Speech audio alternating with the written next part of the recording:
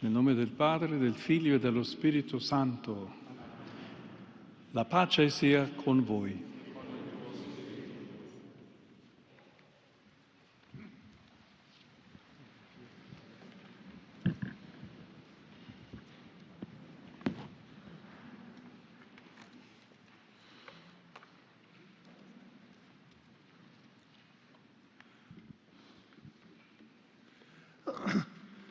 Holy Father, allow me in my capacity as Dean of the Diplomatic Corps accredited to the Holy See to extend to you our most sincere greetings and our heartfelt best wishes for the new year that has just begun. I renew our gratitude for this important moment of closeness, an encounter that bears witness to the friendship between the Holy See and our diplomatic missions, united by the shared aim of pursuing peace among peoples and nations. With deep emotion, permit me on this occasion to remember your beloved predecessor, Pope Francis. It was precisely last January in this very place that he welcomed us and affectionately invited us to become messengers throughout the world of hope, which was at the very foundation of the Jubilee that just concluded. Holy Father, in recalling the months that have passed, it is fitting to evoke the whirlwind of emotions that each of us experienced. From the news of the passing of Pope Bergoglio during the Easter celebrations to your elections to the See of Peter. We first felt sorrow and disbelief at the death of a shepherd who bore witness to love for his flock until his final moment. Then the emptiness of the days of mourning. Finally came the joy of the white smoke and the pealing bells throughout the eternal city, which transformed waiting into a hopeful anticipation for the new Vicar of Christ. I remember that afternoon, people rushing towards the Vatican in Via della Conciliazione, filling rapidly and joyfully with men and women from all over the world, present as witnesses to history at the moment when the new Pope will appear from the loggia of St. Peter's Basilica. I recall the applause and the happiness of the crowd upon hearing your name proclaimed for the first time as Supreme Pontiff Leo XIV. I was then struck, Your Holiness, by the attentive silence with which your inaugural address was received. In this time of great uncertainty and fear, your words immediately warmed the millions of hearts, offering a message of calm to the anxieties of so many. Peace be with you. It is the peace of the risen Christ, a peace that is unarmed and disarming, humble and persevering. I thank you, Holy Father, for having shown us by these words, later taken up in your message for the World Day of Peace on January 1st, the path that every man and woman is called to walk. In them resounds the serene yet powerful hope of a reconciled world. Here lies the profound meaning of the diplomatic mission, to resolve conflicts through the strength of reason and constant determination to work for the common good. Permit me also, Your Holiness, to recall your first apostolic journey to Turkey and Lebanon, which was rich in moments already etched in the collective imagination. In Turkey, on the 1700th anniversary of the Council of Nicaea, the journey towards Christian unity experienced a historic milestone in your prayerful recollection with the Patriarch of Constantinople. Your words spoken in his ancient Nicaea still resonate. Today, the whole of humanity afflicted by violence and conflict is crying out for reconciliation. In the land of the Cedars, on the shores of a wounded Mediterranean, you recall the celebrated words of St. John Paul II. Lebanon is more than a country, it is a message. And encouraged us to disarm our hearts so that peace and justice might prevail. Through your inspired magisterial and pastoral action, you, Holy Father, reminded the entire world that silence in the face of wars is not neutrality, but complicity, forcefully denouncing the false truth of slogans that portray the reckless arms race as a necessity for security, while populations suffer and the abyss draws nearer. Holy Father, we cannot but turn our gaze to the Jubilee of 2025, concluded only a few days ago, which profoundly touched the hearts of countless people. Under your guidance, the Holy Year proved to be an opportunity for genuine renewal, which you translated into gestures of authentic closeness from the very beginning of your Petrine ministry. We recall with esteem your various interventions, such as last September on the occasion of the World Meeting of Human Fraternity, then recalling Pope Francis' encyclical Fratelli Tutti. You invited participants to identify local and international ways of developing new forms of social charity and to nurture the spirituality of fraternity through culture, working relationship, and diplomatic action. In this spirit, commitment was renewed, for example, to the humanitarian corridors for peace, vigorously supported in the months following your election, a model of welcome that you have indicated as a possible and dignified alternative to the culture of indifference. Thanks also to these initiatives of fraternity, the Holy Door ideally remains open through paths of assistance that have restored hope to many refugees, bearing witness that solidarity, when organized and sustained, constitutes the most solid foundation of diplomacy. Your Holiness, in the name you have chosen, there is a powerful reference to the challenges that Leo XIII once faced, different in content, yet similar in substance. In this new age of machines, today, digital and linked to artificial intelligence, the risk that calculation may overstep ethical boundaries is great. There is an urgent need to regulate technological development on a human scale.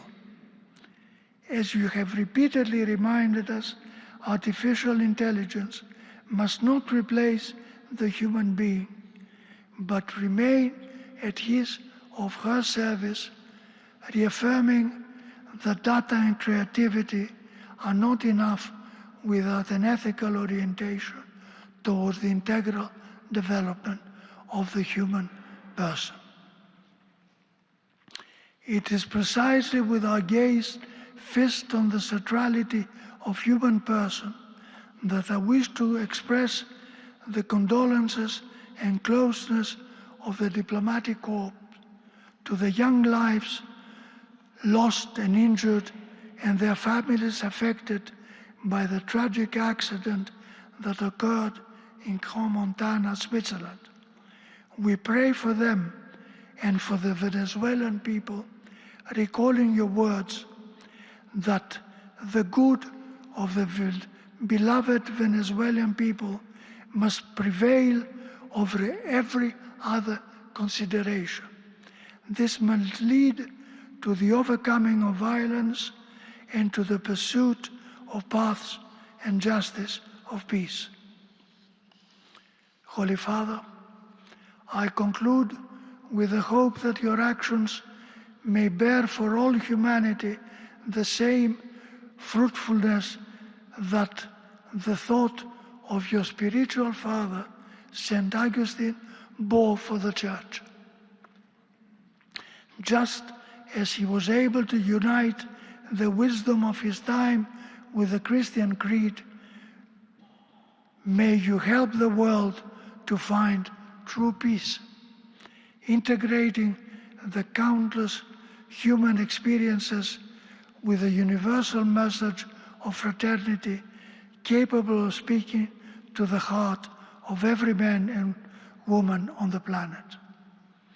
Your Holiness, with profound esteem and affection on behalf of the diplomatic corps, I extend to you our warmest best wishes for the new year, renewing the offer of our service in favor of peace and the building of bonds that may help resolve the conflicts of the world. Thank you.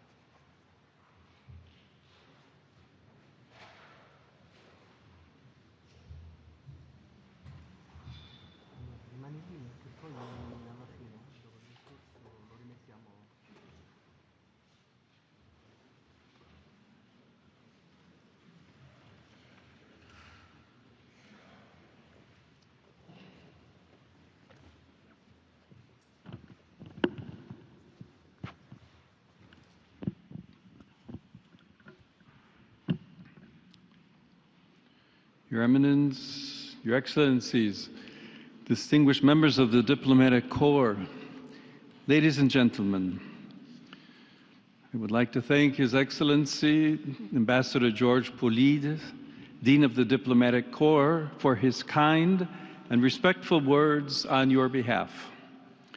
I welcome all of you to this meeting for the exchange of greetings at the beginning of the new year. This is a traditional occasion in the life of the Diplomatic Corps accredited to the Holy See, but it is a new experience for me since it was only several months ago that I was called to shepherd Christ's flock. I am pleased, therefore, to welcome you this morning, and I am grateful for your generous participation, which this year is enriched by the presence of the new resident heads of mission of Kazakhstan, Burundi, and Belarus. I thank the respective governmental authorities for their decision to open in Rome diplomatic representations to the Holy See. This is a tangible sign of good and fruitful bilateral relations. To each of you, dear ambassadors, I wish to extend my good wishes to your countries and to share a reflection on our times, which are so troubled by a growing number of tensions and conflicts.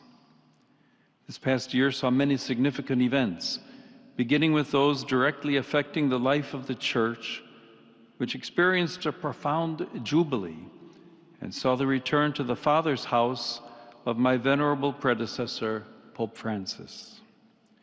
The whole world gathered around his coffin on the day of his funeral and sensed the loss of a father who had guided the people of God with immense pastoral charity. A few days ago, we closed the last holy door, that of St. Peter's Basilica, which Pope Francis himself had opened on Christmas night in 2024. During the Holy Year, millions of pilgrims flocked to Rome to make their Jubilee pilgrimage. Each person brought his or her own experiences, questions, and joys, as well as pains and wounds, to pass through the holy doors, which are symbols of Christ himself, our heavenly physician. By coming in the flesh, he took upon himself our humanity in order to make us partakers of his divine life, as we contemplated in the recent celebration of Christmas. I am confident that through these experiences, many people have been able to deepen or rediscover their relationship with the Lord Jesus, finding comfort and renewed hope for facing life's challenges. In questa sede desidero esprimere particolare gratitudine ai romani che con grande pazienza e senso di ospitalità si sono fatti carico dei numerosi pellegrini e turisti giunti in urbe da ogni parte del mondo. Uno speciale apprezzamento desidero rivolgere al governo italiano, all'amministrazione capitolina e alle forze dell'ordine che si sono adoperate con zelo e precisione perché Roma fosse in grado di accogliere tutti i visitatori e gli eventi giubilari e quelli successivi alla morte di Papa Francesco potessero svolgersi in serenità e sicurezza. La Santa Sede e l'Italia condividono non solo la vicinanza geografica, ma soprattutto la lunga storia di fede e di cultura che lega la Chiesa a questa splendida penisola e al suo popolo. Ne sono un segno anche le eccellenti relazioni bilaterali, suggellate quest'anno dall'entrata in vigore delle modifiche all'accordo sull'assistenza spirituale delle forze armate, che consentirà una maggiore efficacia nell'accompagnamento spirituale delle donne e degli uomini che prestano il loro servizio nelle forze armate in Italia e nelle numerose missioni all'estero, come pure la firma dell'accordo per un impianto agrivoltaico a Santa Maria di Galeria, che consentirà la fornitura di energia elettrica alla città del Vaticano tramite il ricorso a fonti rinnovabili, confermando così il comune impegno in favore del creato. Sono poi grato per le visite che mi hanno reso le alte cariche dello Stato all'inizio del mio pontificato e per la squisita ospitalità riservatami al Palazzo del Quirinale dal Signor Presidente della Repubblica, al quale desidero far giungere il mio cordiale e riconoscente saluto. During the past year, having accepted the invitation given to Pope Francis, I had the joy of visiting Turkey and Lebanon. I am grateful to the authorities of both countries for their welcome. In Iznik, Turkey, together with the Ecumenical Patriarch of Constantinople and representatives of other Christian denominations, I commemorated the 1700th anniversary of the First Ecumenical Council. This was an important opportunity for renewing our commitment to the journey towards the full, visible unity of all Christians. In Lebanon, I met a people who, despite their difficulties, are full of faith and enthusiasm. There I sensed the hope of young people who aspire to build a more just and cohesive society and to strengthen the bond of cultures and religions that makes the land of the cedars unique in the world. Dear ambassadors, prompted by the tragic events of the sack of Rome in 410 AD, St. Augustine wrote De Civitate Dei, the city of God. This is one of the most powerful of his theological, philosophical, and literary works.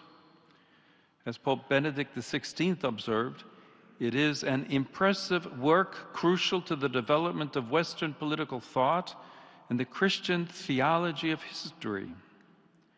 It draws, as we would say in contemporary terms, on a narrative that was spreading for the pagans, still numerous at that time, and even quite a few Christians thought that the God of the new religion and the apostles themselves had shown themselves incapable of protecting the city. In the days of the pagan gods, Rome was caput mundi, the great capital, and no one could have imagined that it would fall into the hands of its enemies. Now, with the God of the Christians, this great city no longer seemed secure. Certainly, our times are very distant from those events.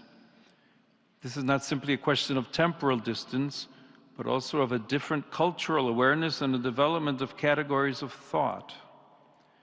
However, we cannot overlook the fact that our own cultural sensibilities have drawn nourishment from that work, which, like all the classics, speaks to people of every generation. Augustine interprets events in history itself according to the model of two cities. First, there's the city of God, which is eternal and characterized by God's unconditional love, amor Dei, as well as love for one's neighbor, especially the poor. Then there is the earthly city, which is a temporary dwelling place where human beings live until death. In our day, the latter includes all social and political institutions, from the family to the nation-state and international organizations. For Augustine, this city was epitomized by the Roman Empire. Indeed, the earthly city is centered on pride and self-love, amor sui, and the thirst for worldly power and glory that leads to destruction. However, this is not a reading of history that seeks to contrast eternity with the present, the church with the state, nor is it a dialectic about the role of religion within civil society. In Augustine's view, the two cities coexist until the end of time. Each has both an external and an internal dimension, for they are to be understood not only in light of the external manner in which they are constructed throughout history, but also through the lens of the internal attitudes of each human being towards the realities of life and historical events. In this perspective, each of us is a protagonist and thus responsible for history. Moreover, Augustine emphasizes that Christians are called by God to dwell in the earthly city with their hearts and minds turned towards the heavenly city, their true homeland. At the same time, Christians living in the earthly city are not strangers to the political world, and guided by the scriptures, seek to apply Christian ethics to civil government. The city of God does not propose a political program. Instead, it offers valuable reflections on fundamental issues concerning social and political life, such as the search for a more just and peaceful coexistence among peoples. Augustine also warns of the grave dangers to political life arising from false representations of history, excessive nationalism, and the distortion of the ideal of the political leader. Although the context in which we live today is different from that of the 5th century, some similarities remain highly relevant. We are now, as then, in an era of widespread migratory movements.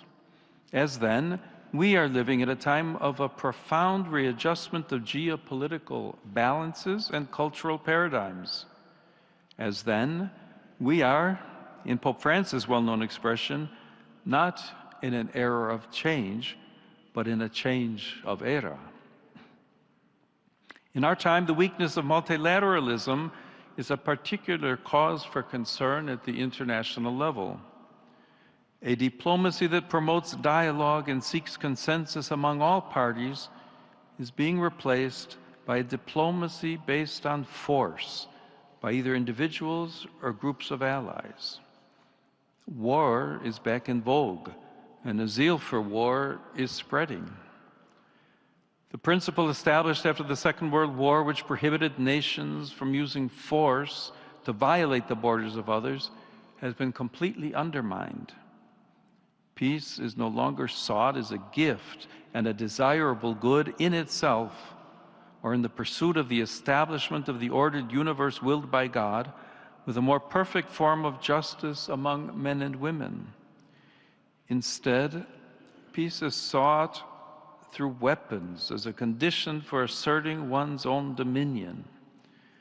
This gravely threatens the rule of law, which is the foundation of all peaceful civil coexistence. Furthermore, St. Augustine notes, there is no one who does not wish to have peace. For even those who make war desire nothing but victory. They desire, that is to say, to attain peace with glory. For what else is victory than the conquest of those who resist us? And when this is done, there is peace. For even those who intentionally interrupt the peace in which they are living have no hatred of peace, but only wish it changed into a peace that suits them better. They do not therefore wish to have no peace, but only the peace that they desire. It was precisely this attitude that led humanity into the tragedy of the Second World War. From those ashes, the United Nations was born, whose 80th anniversary was recently celebrated. The UN was established by the determination of 51 nations as the center of multilateral cooperation in order to prevent future global catastrophes, for safeguarding peace, defending fundamental human rights, and promoting sustainable development. I'd like to draw particular attention to the importance of international humanitarian law. Compliance with this cannot depend on mere circumstances and military or strategic interests. Humanitarian law, in addition to guaranteeing a minimum of humanity during the ravages of war, is a commitment that states have made. Such law must always prevail over the ambitions of belligerents in order to mitigate the devastating effects of war, also with a view to reconstruction. We cannot ignore that the destruction of hospitals, energy infrastructure, homes, and places essential to daily life constitutes a serious violation of international humanitarian law. The Holy See firmly reiterates its condemnation of any form of involvement of civilians in military operations. It likewise hopes that the international community will remember that the protection of the principle of the inviolability of human dignity and the sanctity of life always counts for more than any mere national interest. With this in mind, the United Nations has mediated conflicts, promoted development, and helped states protect human rights and fundamental freedoms. In a world facing complex challenges such as geopolitical tensions, inequalities, and climate crises, the UN should play a key role in fostering dialogue and humanitarian support, helping to build a more just future. Efforts are therefore needed to ensure that the United Nations not only reflects the situation of today's world rather than that of the post-war period, but that it is also more focused and efficient in pursuing policies aimed at the unity of the human family instead of ideologies.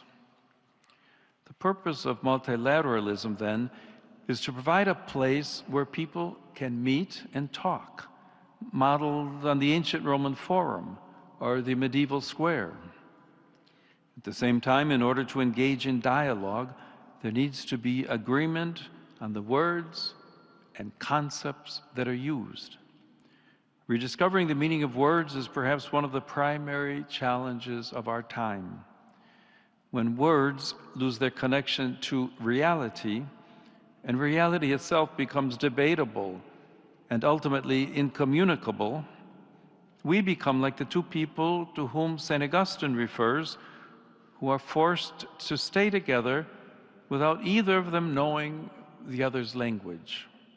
He observes that, I quote, "Dumb animals, even those of different species, understand each other more easily than these two individuals.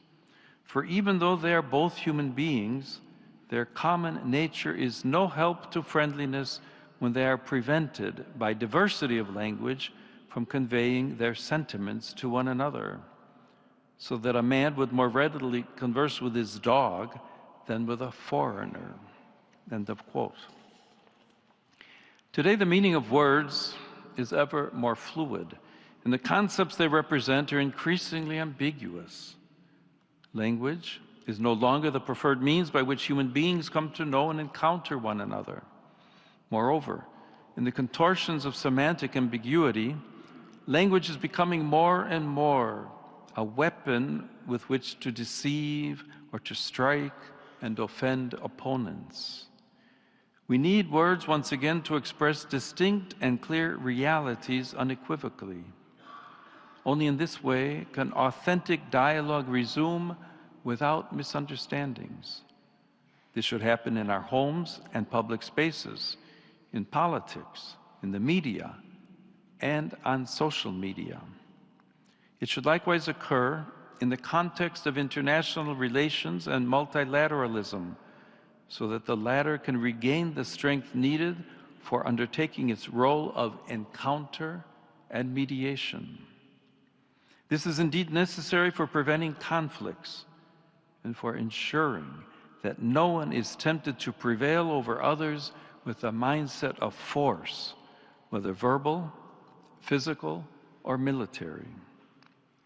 We should also note the paradox that this weakening of language is often invoked in the name of freedom of expression itself. However, on closer inspection, the opposite is true, for freedom of speech and expression is guaranteed precisely by the certainty of language and the fact that every term is anchored in the truth. It is painful to see how, especially in the West, the space for genuine freedom of expression is rapidly shrinking. At the same time, a new Orwellian-style language is developing, which, in an attempt to be increasingly inclusive, ends up excluding those who do not conform to the ideologies that are fueling it. Unfortunately, this leads to other consequences that end up restricting fundamental human rights, starting with the freedom of conscience. In this regard, conscientious objection allows individuals to refuse legal or professional obligations that conflict with moral, ethical, or religious principles deeply rooted in their personal lives. This may be the refusal of military service in the name of nonviolence, or the refusal on the part of doctors and healthcare professionals to engage in practices such as abortion or euthanasia. Conscientious objection is not rebellion, but an act of fidelity to oneself. At this moment in history, freedom of conscience seems increasingly to be questioned by states, even those that claim to be based on democracy and human rights. This freedom, however, establishes a balance between the collective interest and individual dignity. It also emphasizes that a truly free society does not impose uniformity, but protects the diversity of consciences, preventing authoritarian tendencies and promoting an ethical dialogue that enriches the social fabric. In a similar way, religious freedom risks being curtailed. As Benedict XVI recalled, this is the first of all human rights because it expresses the most fundamental reality of the person. The most recent data shows that violations of religious freedom are on the rise, and that 64% of the world's population suffers serious violations of this right. In requesting that the religious freedom and worship of Christians be fully respected, the Holy See asks the same for all other religious communities. On the 60th anniversary of the promulgation of the Declaration Nostra Aetate, one of the fruits of the Second Vatican Ecumenical Council that concluded on December 8, 1965, I had the opportunity to reiterate the categorical rejection of all forms of anti-Semitism, which unfortunately continues to sow hatred and death. I likewise emphasize the importance of cultivating the Jewish-Christian dialogue, deepening our common biblical roots. On that same commemorative occasion, the meeting with representatives of other religions allowed me to renew my appreciation for the progress made in recent decades along the path of interreligious dialogue. Indeed, in every sincere religious quest, there is a reflection of the one divine mystery that embraces all creation. In this regard, I ask all the nations to guarantee full freedom of religion and worship to each of their citizens. However, it cannot be overlooked that the persecution of Christians remains one of the most widespread human rights crises today, affecting over 380 million believers worldwide. They suffer high or extreme levels of discrimination, violence, and oppression because of their faith. This phenomenon impinges on approximately 1 in 7 Christians globally, and it worsened in 2025 due to ongoing conflicts, authoritarian regimes, and religious extremism. Sadly, all of this demonstrates that religious freedom is considered in many contexts more as a privilege or concession than a fundamental human right. Here I would especially call to mind the many victims of violence, including religiously motivated violence in Bangladesh, in the Sahel region, and in Nigeria, as well as those of the serious terrorist attack last June on the parish of St. Elias in Damascus. Nor do I forget the victims of jihadist violence in Cabo Delgado, Mozambique. At the same time, we must not forget a subtle form of religious discrimination against Christians, which is spreading even in countries where they are in the majority, such as in Europe or the Americas. There, they are sometimes restricted in their ability to proclaim the truths of the gospel for political or ideological reasons, especially when they defend the dignity of the weakest, the unborn, refugees and migrants, or promote the family. In its international relations and actions, the Holy See consistently takes a stand in defense of the inalienable dignity of every person. It cannot be overlooked, for example, that every migrant is a person and as such has inalienable rights that must be respected in every situation. Not all migrants move by choice, but many are forced to flee because of violence, persecution, conflict, and even the effects of climate change, as in various parts of Africa and Asia. In this year, which also marks the 75th anniversary of the International Organization for Migration, I renew the Holy See's hope that the actions taken by states against criminality and human trafficking will not become a pretext for undermining the dignity of migrants and refugees. The same considerations apply to prisoners who can never be reduced to the crimes they have committed. On this occasion, I wish to express my heartfelt gratitude to the governments that have responded positively to my venerable predecessor's appeal for gestures of clemency during the Jubilee year. It is my hope that the spirit of the Jubilee will permanently and structurally inspire the administration of justice, so that penalties are proportionate to the crimes committed. Dignified conditions are guaranteed for prisoners. And above all, efforts are made to abolish the death penalty, a measure that destroys all hope of forgiveness and renewal. Nor can we forget the suffering of so many prisoners held for political reasons in many countries. Furthermore, from a Christian perspective, human beings are created in the image and likeness of God, who, by calling them into existence out of love, has at the same time called them to love. This vocation is revealed in a privileged and unique way within the family. It is in this context that we learn to love and foster the capacity to serve life, thus contributing to the development of society and the Church's mission. Despite its centrality, the institution of the family faces two crucial challenges today. On the one hand, there is a worrying tendency in the international system to neglect and underestimate its fundamental social role, leading to its progressive institutional marginalization.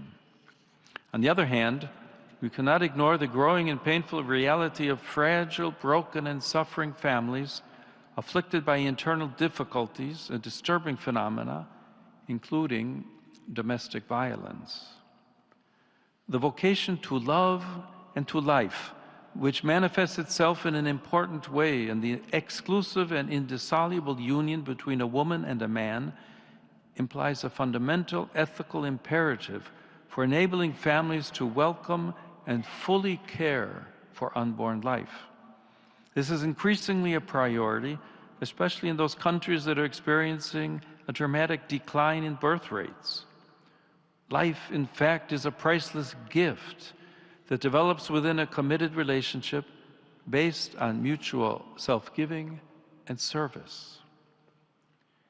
In light of this profound vision of life as a gift to be cherished, and of the family as its responsible guardian, we categorically reject any practice that denies or exploits the origin of life and its development.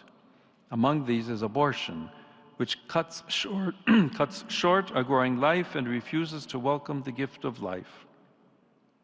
In this regard, the Holy See expresses deep concern about projects aimed at financing cross-border mobility for the purpose of accessing the so-called right to safe abortion. It also considers it deplorable that public resources are allocated to suppress life rather than being invested to support mothers and families. The primary objective must remain the protection of every unborn child and the effective and concrete support of every woman so that she is able to welcome life. Likewise, there's the practice of surrogacy.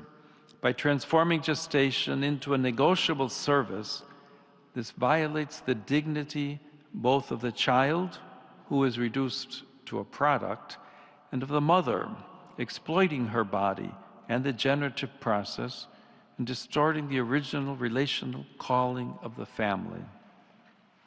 Similar considerations can be extended to the sick, to those who are elderly or isolated, who at times struggle to find a reason to continue living. Civil society and states also have a responsibility to respond concretely to situations of vulnerability, offering solutions to human suffering such as palliative care, and promoting policies of authentic solidarity rather than encouraging deceptive forms of compassion such as euthanasia. A comparable reflection can be made concerning the many young people who are forced to confront numerous hardships, including drug addiction. In order to prevent millions of young people around the world from falling victim to substance abuse, concerted efforts are required to eradicate this scourge upon humanity and the drug trafficking that fuels it. Together with these efforts, there must be adequate policies for recovery from addiction, as well as greater investment in human development, education, and the creation of employment opportunities. In light of these challenges, we firmly reiterate that the protection of the right to life constitutes the indispensable foundation of every other human right. A society is healthy and truly progresses only when it safeguards the sanctity of human life and works actively to promote it.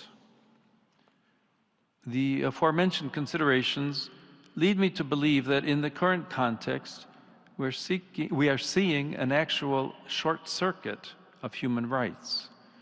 The right to freedom of expression, freedom of conscience, religious freedom, and even the right to life are being restricted in the name of other so-called new rights, with the result that the very framework of human rights is losing its vitality and creating space for force and oppression. This occurs when each right becomes self-referential, and especially when it becomes disconnected from reality, nature, and truth. Distinguished ambassadors, while St. Augustine highlights the coexistence of the heavenly and earthly cities until the end of time, our era seems somewhat inclined to deny the city of God its right of citizenship. It seems that only the earthly city exists, enclosed exclusively within its borders. Seeking only imminent goods undermines that tranquility of order, which for Augustine constitutes the very essence of peace, which concerns society and nations as much as the human soul itself, and is essential for any civil coexistence. In the absence of a transcendent and objective foundation, only self-love prevails, to the point of indifference to God, who governs the earthly city. Yet, as Augustine notes, great is the folly of pride in those individuals who think that the supreme good can be found in this life, and that they can become happy by their own resources. Pride obscures both reality itself and our empathy toward others. It is no coincidence that pride is always at the root of every conflict. Consequently, as I recalled in my message for the World Day of Peace, we lose our sense of realism and surrender to a partial and distorted view of the world, disfigured by darkness and fear, thus paving the way for the mentality of confrontation, which is the precursor to every war. We see this in many contexts, starting with the ongoing war in Ukraine and the suffering inflicted on the civilian population. Faced with this tragic situation, the Holy See strongly reiterates the pressing need for an immediate ceasefire and for dialogue motivated by a sincere search for ways leading to peace. I make an urgent appeal to the international community not to waver in its commitment to pursuing just and lasting solutions that will protect the most vulnerable and restore hope to the afflicted peoples. I likewise emphasize the Holy See's full willingness to support any initiative that promotes peace and harmony. At the same time, we see this in the Holy Land, where, despite the truce announced in October, the civilian population continues to endure a serious humanitarian crisis, adding further suffering to that already experienced. The Holy See is especially attentive to any diplomatic initiative that seeks to guarantee to the Palestinians in the Gaza Strip a future of lasting peace and justice in their own land, as well as to the entire Palestinian people and the entire Israeli people. In particular, the two-state solution remains the institutional perspective for meeting the legitimate aspirations for both peoples. Yet sadly, there has been an increase in violence in the West Bank against the Palestinian civilian population, which has the right to live in peace in its own land. The escalating tensions in the Caribbean Sea and along the American Pacific coast are also a cause for serious concern. I wish to repeat my urgent appeal that peaceful political solutions to the current situation should be sought, keeping in mind the common good of the peoples and not the defense of partisan interests. This pertains in particular to Venezuela in light of recent developments. In this regard, I renew my appeal to respect the will of the Venezuelan people and to safeguard the human and civil rights of all, ensuring a future of stability and concord. To this end, inspiration may be drawn from the example of two of its children who I had the joy of canonizing last October, José Gregorio Hernández and Sister Carmen Rendiles. May their witness inspire the building of a society founded on justice, truth, freedom, and fraternity, and thus enable the nation to rise from the grave crisis that has afflicted it for so many years. Other crises are scattered across the global landscape. First, I refer to the desperate situation in Haiti, marked by many forms of violence, from human trafficking to forced exile and kidnappings.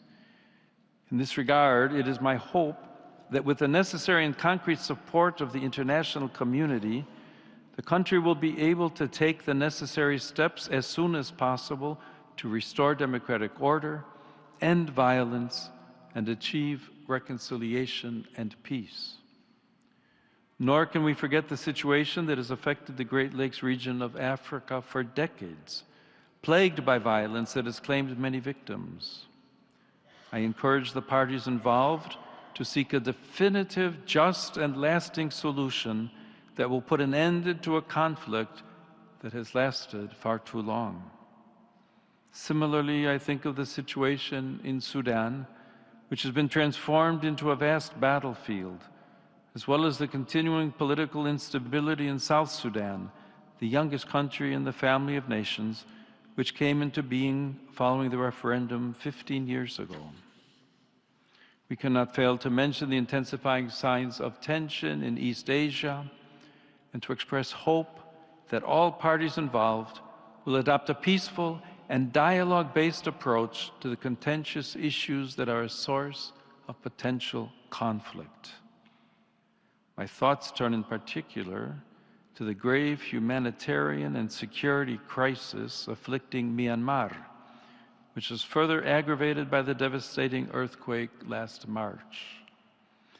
With renewed intensity, I make an appeal that paths of peace and inclusive dialogue be courageously chosen so as to guarantee everyone fair and timely access to humanitarian aid.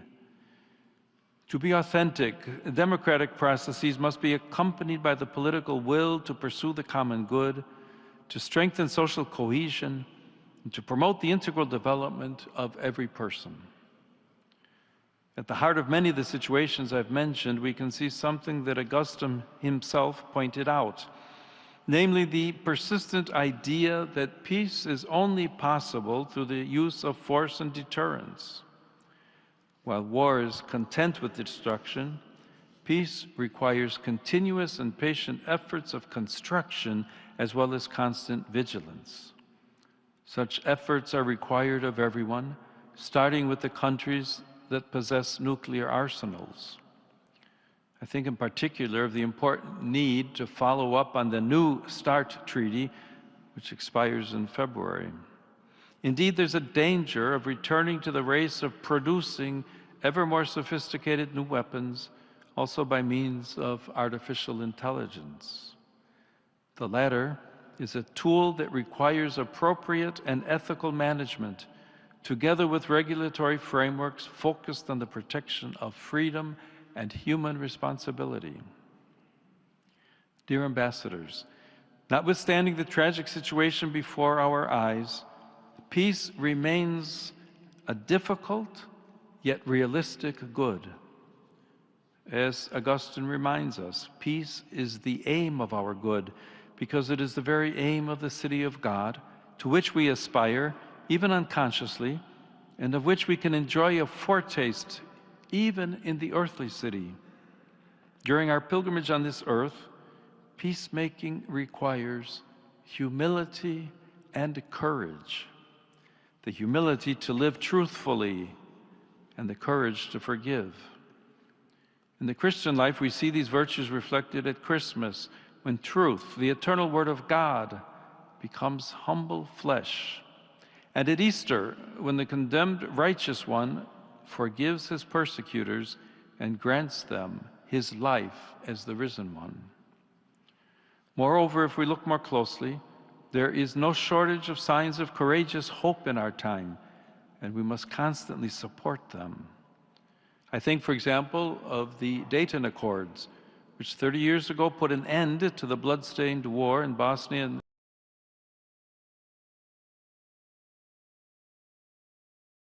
Herzegovina.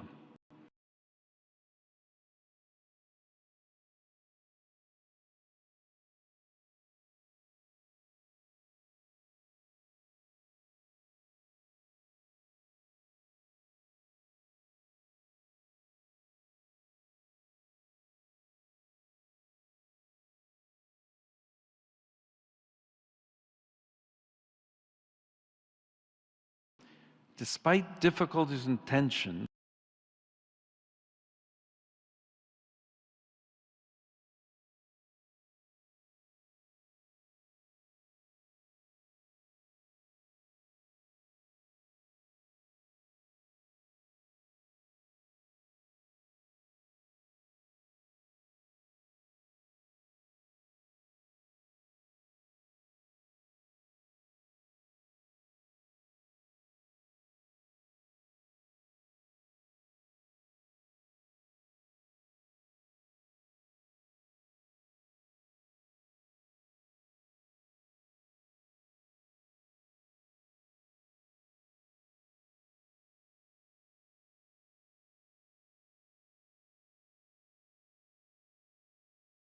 authorities to improve relations.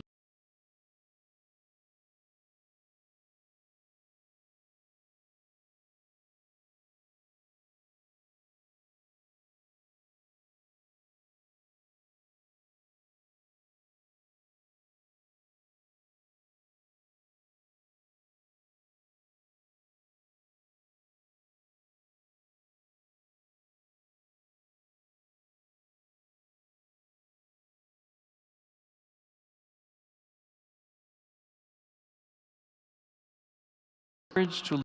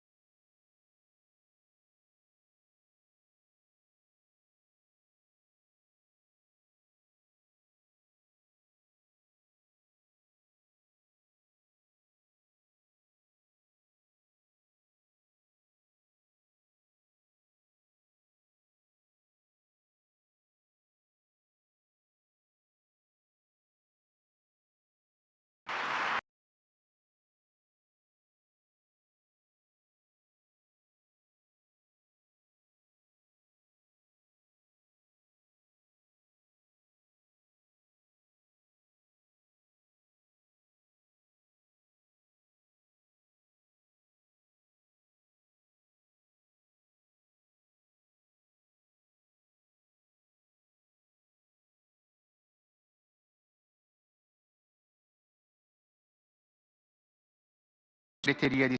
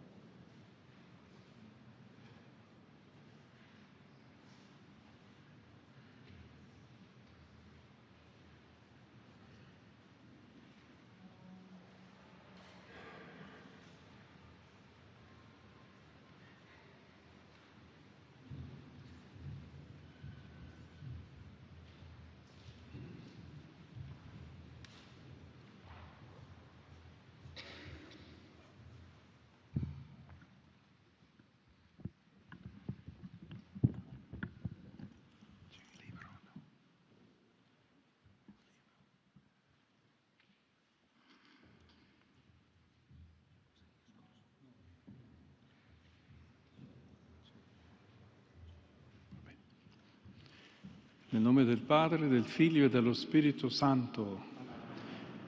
La pace sia con voi.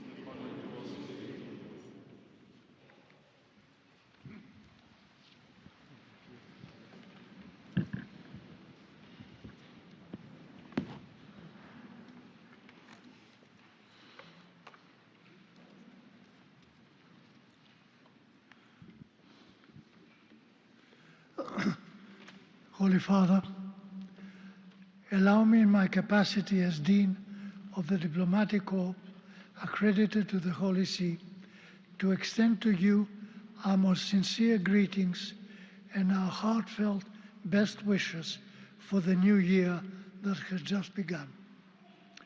I renew our gratitude for this important moment of closeness, an encounter that bears witness to the friendship between the Holy See and our diplomatic missions, united by the shared aim of pursuing peace among peoples and nations. With deep emotion, permit me